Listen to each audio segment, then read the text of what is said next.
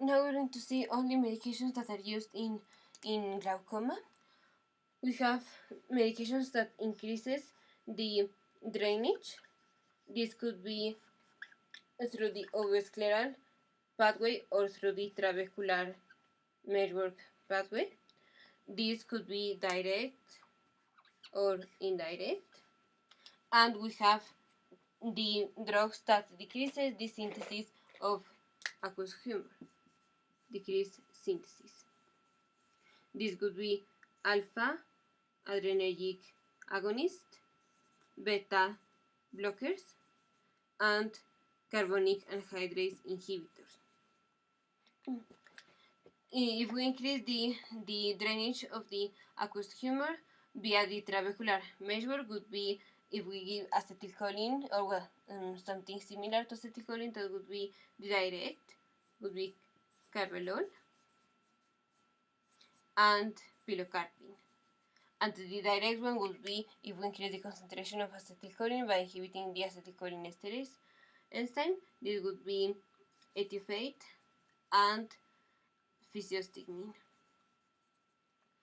The adverse effect would be blurred vision, miosis due to cyclospasm, and the pupillary constriction, pupillary sphincter constriction. Muscle would constrict, and for that we will have the miosis, and the cyclospasm is due to constriction of the ciliary muscle. Now the agonist of the prostaglandin F2 alpha, promotes the drainage through the ovoscleral tract. These drugs are latanoprost, trovaprost,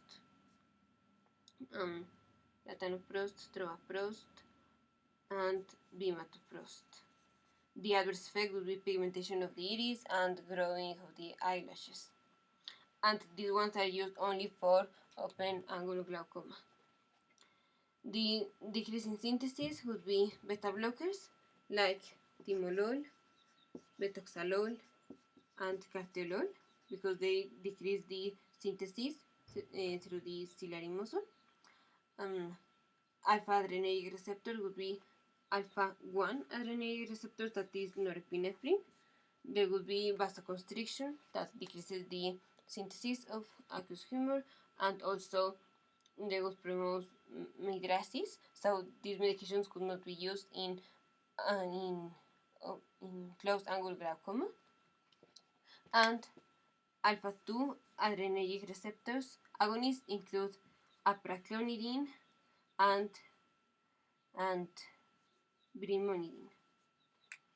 These would decrease the aqueous humor synthesis, and the adverse effect would be foreign body sensation, eye pruritus, allergic reactions. And the carbonic anhydrase inhibitors decreases the aqueous humor because it inhibits the carbonic anhydrase enzyme, that is the one that produces the aqueous humor. These include dorzolamide or brinzolamide. And there is no adverse effect of these drugs. Sometimes we can also use mannitol to decrease acutely the intraocular pressure.